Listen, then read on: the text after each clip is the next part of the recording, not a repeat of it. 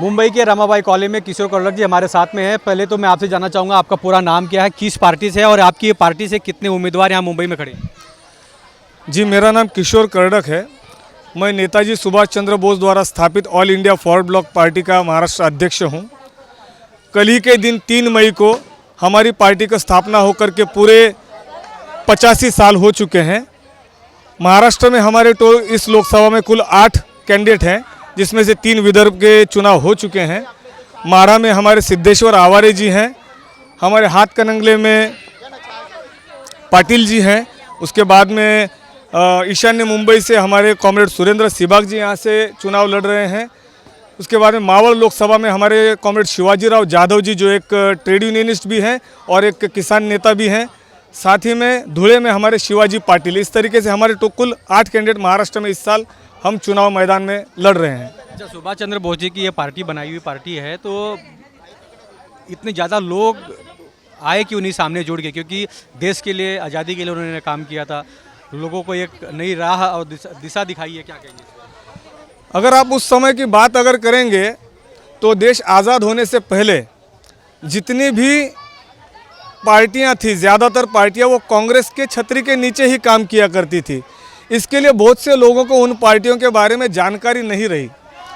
नेताजी सुभाष चंद्र बोस जी का देहांत होने के बाद में उनका प्लेन क्रैश के जो दुर्घटना हुई या उसके बारे में जो न्यूज़ बनी, उसके बाद में से भारत में ज़्यादा जो लोग उनके साथ में जुड़े थे वो थोड़े कम हो गए। उसके बाद भी जो साउथ इंडिया में, तमिलनाडु में हमारे उस समय के मुत्तु रामलिंग थेवर, वो एक बहुत बड़े स्टॉलवर्ट लीडर हुआ करते थे। बिहार से किसान सभा के हमारे नेता सहजानंद सरस्वती जी थे, वो भी 1952 के करीब उनका दोनों का भी देहांत हो जाने के बाद में पार्टी थोड़ी सी पीछे हट गई। फिर महाराष्ट्र में जाम्बुवंतराव जी धोटे, जिन्हें विदर्भ सिंह जाम्बुवंतराव धोटे कहते थे, उन्होंने पार्टी को यहाँ पर स्थापित किया। वो कम से कम 3 बार यहाँ से विधायक और 2 बार सांसद रहे थे नागपुर विधानसभा से, लोकसभा से। उस समय 1973 में नागपुर जो महानगर पालिका, उसमें ऑल इंडिया फॉरवर्ड ब्लॉक की सत्ता हुआ करती थी। लेकिन शरद पवार जी ने जो पुलोद का प्रयोग किया, उसके बाद में पार्टी लगभग महाराष्ट्र से ख़त्म हो चुकी थी। पिछले कुछ सालों से हमने यहाँ पर प्रयास शुरू कर दिया है और यह प्रयास अभी इस लेवल तक पहुँचा है कि हम 8 कैंडिडेट महाराष्ट्र से खड़े कर पा रहे हैं। मुंबई जिला से कौन से उम्मीदवार आपके हैं अभी, वो कहाँ पे हैं? सुरेंद्र सिबाग जी हमारे यहाँ से कैंडिडेट हैं। वो वाल्मीकि समाज से एक वंचित समूह से आते हैं। वो खुद एक सफाई मजदूर है, उनके माता पिता सफाई मजदूर रहे हैं। ऐसे एक सफाई मजदूर को हमने यहाँ पर खड़ा किया है, जो सही मायने में वंचितों का प्रतिनिधित्व करता है, जो सही मायने में मजदूरों का प्रतिनिधित्व करता है, जिनके बारे में नेताजी सुभाष चंद्र बोस ने all power to the people of India का नारा दिया था। और सारी शक्ति आम जनता के हाथ में जाइए, जो नेताजी का सोच थी, उस सोच को आगे बढ़ाने के लिए हम यहाँ से सुरेंद्र सिबाग जी को चुनाव मैदान में उतारे हैं। सुरेंद्र सिबाग जी को जिताने के लिए किस तरह का प्रयत्न है, क्या लोगों से अपील करेंगे जाते जाते? अभी आज के समय में हम अगर देखेंगे तो 2 प्रमुख विपक्षी, मतलब हम खुद भी इंडिया गठबंधन का हिस्सा है। हम एक बात तो है कि मोदी जी ने पिछले 10 सालों में बेरोज़गारी का आलम प्रचंड बढ़ गया है। यहाँ पर बहुत सी चीज़ें महंगी हो चुकी है, किसानों को फसलों का दाम नहीं मिल रहा है। अगर आप देखेंगे तो भ्रष्टाचार, आज जो बहुत सारे ट्रांसपोर्टर्स है, अगर आप देखेंगे तो दुनिया की सबसे महंगी ट्रांसपोर्ट की फ़ाइन हमारे देश में लगती है। हमारे यहाँ पर मोदी जी ने आकर के जो एक्साइज, सेंट्रल एक्साइज के जो चार्जेस है क्रूड ऑयल के ऊपर के, वो लगभग 4 गुना बढ़ा दिए हैं, जिसके वजह से हम आम लोगों को सारी चीज़ें महंगी मिलती है। और दूसरी तरफ अभी राहुल जी ने जो न्याय की बात कर रहे हैं कि वो ओबीसी की बात कर रहे हैं, वो दलित की बात कर रहे हैं, वो आदिवासी की बात कर रहे हैं। वो कहते हैं कि 90 जो सरकारी अफसर है उसमें से केवल 7 SC ST OBC है। लेकिन ये बात बहुजनवादी नेता बहुत सालों से करते आ रहे हैं। राहुल जी को अब ये बात समझ में आ रही है।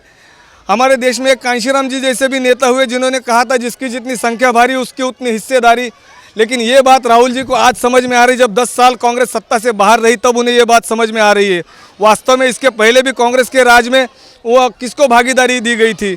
कांग्रेस, जो काका साहब कालेलकर आयोग ने ओबीसीओं के लिए गठन किया गया था, उसे कम से कम 20 साल तक बस्ते में रखने का काम कांग्रेस ने किया। वो वीपी सिंह जी जब सत्ता में आए थे तब जाकर उन्होंने ओबीसीओं को आरक्षण दिया।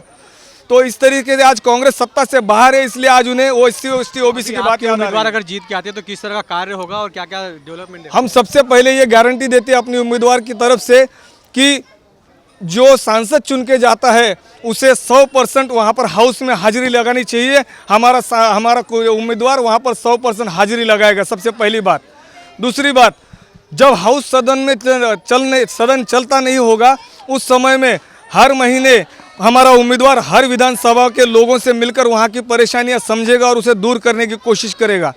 हम पिछले 10 सालों में ईशान्य मुंबई में खासदार निधि का किसी तरीके का इस्तेमाल नहीं हुआ है। हमारा उम्मीदवार अच्छी तरीके से उस खासदार निधि का इस्तेमाल करेगा, जैसे कि वाचनालय बनाना हो, जैसे कि क्रीड़ांगन का विकास हो युवाओं के लिए, जैसे कि व्यायामशाला का बनाया जाना हो, डायलिसिस सेंटर की ज़रूरत हो। यहाँ पर जो भी महानगर पालिका के अस्पतालों में जो भी सुविधाओं का अभाव है, जैसे सीटी स्कैन सेंटर हो, MRI हो, इन सभी चीज़ों को खासदार निधि के माध्यम से यहाँ पर देने का हम प्रयास करेंगे। बच्चों के लिए जो स्पर्धा परीक्षा है उन स्पर्धा परीक्षा का मार्गदर्शन करने की भी बच्चों के लिए हम कोशिश करेंगे। CEN न्यूज, देश प्रदेश की ताजा तरीन खबरों के लिए CEN न्यूज को सब्सक्राइब करें और रहें पल पल की खबर से हर पल बाखबर।